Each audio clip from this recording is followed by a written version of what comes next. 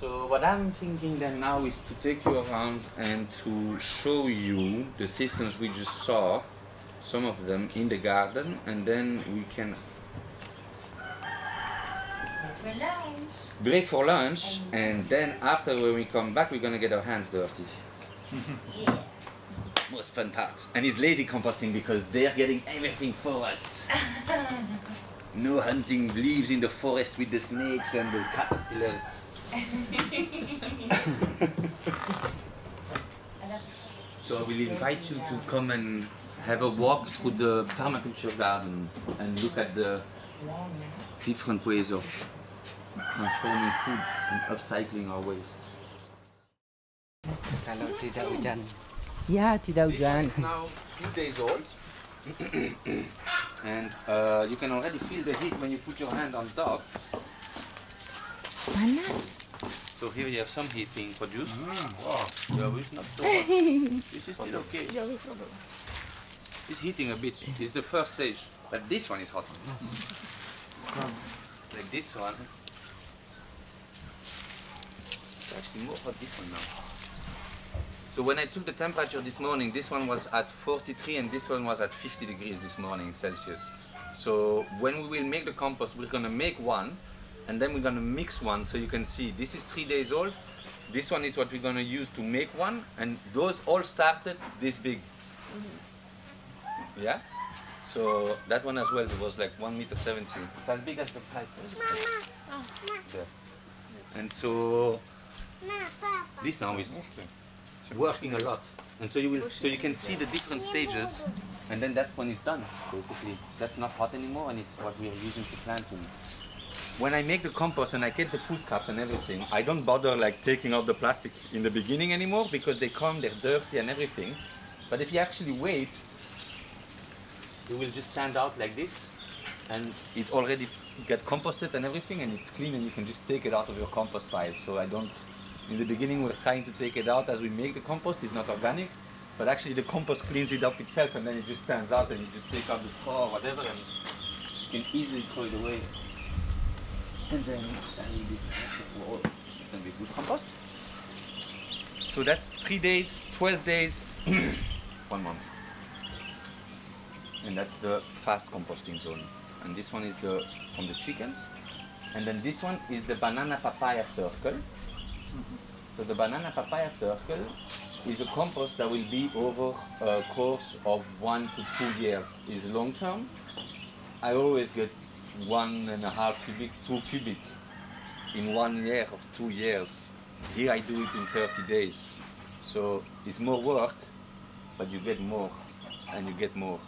So it depends how much you need. What's nice with this one is you can put all the parts that you actually cannot compost so easily. So like banana leaves that are leathery and things like that. And when you build this one, you basically make a hole, and all the dirt from the hole goes on the sides, and you make a mountain around it, and you plant on top of that on the sides.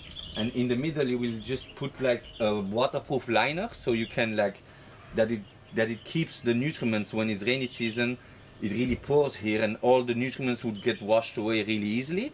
So what you do, what I did is I took old corrugated metal roof and I put this in the bottom, and I just keep on adding. And it will go like when it's like after rainy season, I will make it this high, and it will go down in 1 month. Not even 1 month, it will be flat again. So it just keeps going down really fast. And what I do after 2 years is I take all like what is not decomposed yet and put it on the side, and then I go and take the gold underneath. I take that out, and then what was on the side goes in the middle, and I just continue composting on top of that. And it's very rich, so I get bananas all the time. I have more bananas than I can actually eat. So we have bananas, and then we have papayas, but papayas had a bit of a hard time with the humidity, and the bottom of the stem were rotting and becoming black because it's not high enough anymore. So it just became a banana circle, which actually works. And so as it composts, it actually also feeds all the plants that are around it. And so you don't need to fertilize. That's an easy way to grow your bananas. And to get rid of big things that take time to compost. Ça va, Scratcher? Yeah.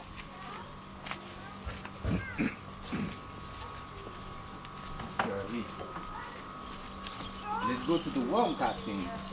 Yeah.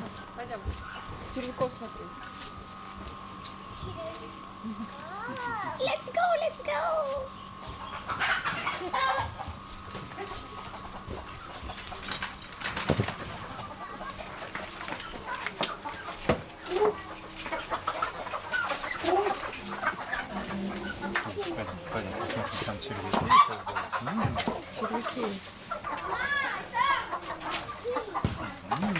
Still evolving a lot. How was the aisle? It's a big hole with water. Constant evolution. Since I'm still building my mom's house, I'm gonna design the permaculture around the house after. So I have only 2 here at the moment, buckets, but I put 5 kilo of food waste a day in this. So basically,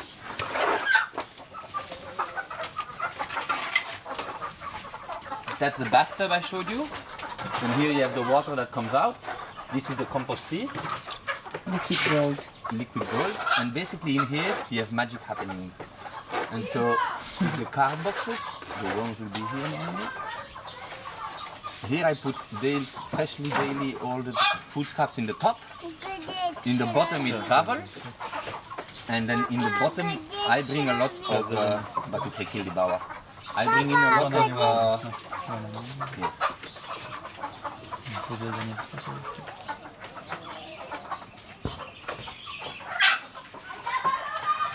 That's them. Big little compost worms. And they are breaking everything down. And basically you can see them here as well. They're already in the food. Maybe it's a bit hot now. You see? Yeah. And they eat, one worm will eat its own weight in a day. So basically if you have 5 kilo of worms in there, you can put 5 kilo a day of food. And in the top I put kitchen scraps, in the bottom I put, yeah, but you don't even see, yeah, here you can see it. So here you can see it's like cow shit, cow manure, and here it's already worm casting. And this is the manure. And they eat it and it becomes this, which is the fertilizer. They sell this for 2 kilo and a half, I think 20,000, 25,000 euro. You can grow it in your garden. And the cardboards, I put cardboxes, they also eat the cardboxes, but also the thing is the cardboxes keep it humid, but not excessive humidity. So you always want to have it closed, that if there is a big rain, that they don't get drowned. Or make sure if it's open, that there is a draining point. Because they cannot swim and they will die in the water, so then you lose all your worms.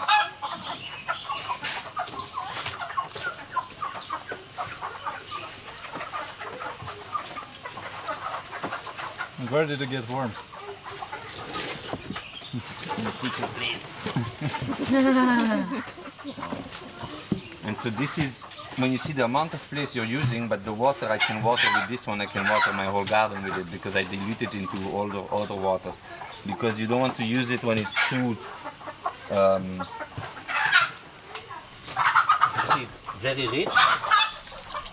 So if you put it too rich, like you want to get it more to another. Later I will show you the mixture we do with the hoses. And if you use it pure, you will basically burn the roots of your plants. It's like grenadine.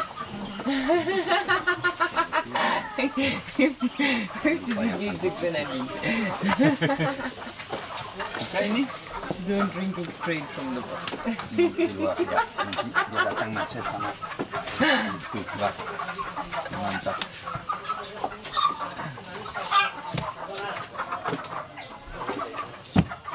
Safety. My safety for the mice. Yes, very important.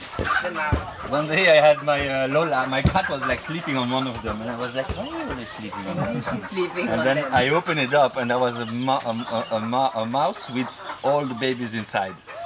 Yeah, but there was like 4 or 5 babies. I looked at myself. I was like, "How long didn't you open it to have like, a mouse come and like install its whole like family in there?"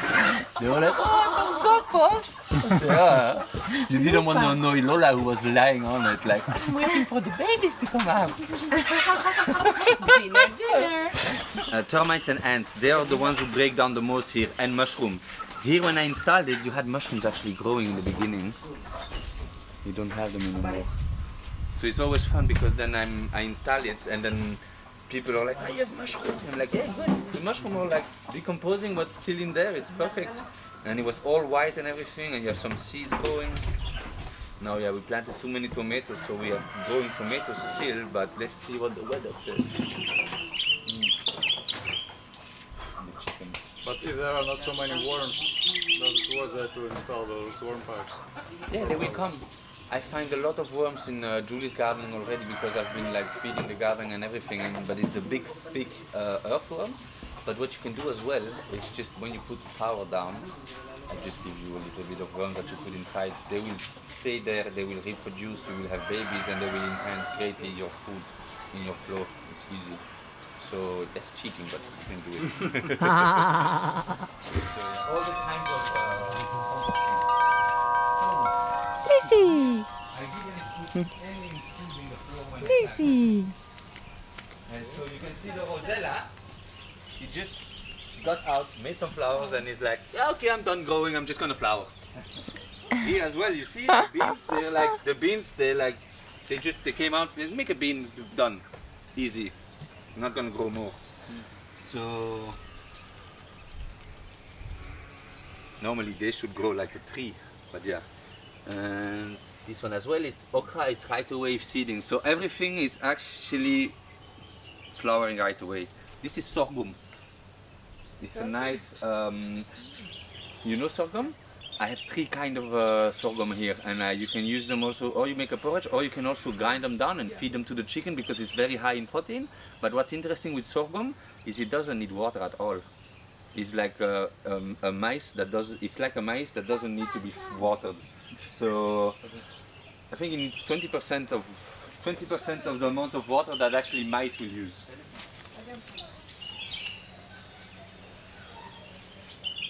But so you can see they look less happy and less healthy, yeah?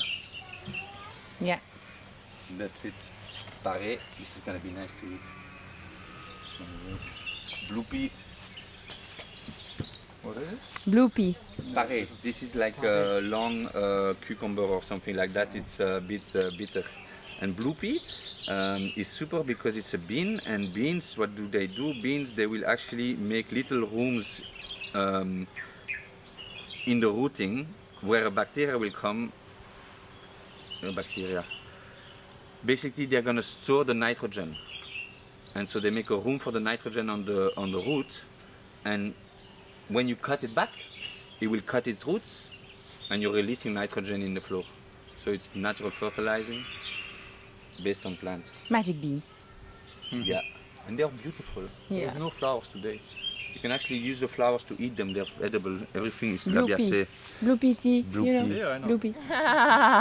So It basically, stays in the it looks ground. like a bit, you have the roots, and then you have like a little bubble on the roots, and this is actually a room that is made by the plant for the bacteria to come and install itself in it. Rien. This is like green pea, and I put it in as well, and then they grow. And the idea is it makes these little houses for the nitrogen, and then you cut them, and as you cut them, the nitrogen gets released into the crops. Jalapeno. Jalapeno pepper. This big. 125 days from seed to fruit. The longest one. Jalapeno. Chili Jalapeno. goes faster. 125. Tomato is 90. Torong also faster. But this one, whoa! I understand why they sell them. They sell them very expensive because of that. Growing, or your bean. What's gonna happen is, family, it will make little houses that will look like little bubbles, like if it has a disease. And in here the bacteria will come and it will store N inside nitrogen. And what happens is then when you cut the top and you put this as mulch down, you get mulch, but the plant will naturally, since you're cutting the top, cut the bottom. It will release parts of his roots. And when he does that, this nitrogen will be released and made available to plants around him as well. So it's like a natural way of adding fertilizer, nitrogen to your floor. So this is the soil I took there. You see the amount of humus there is.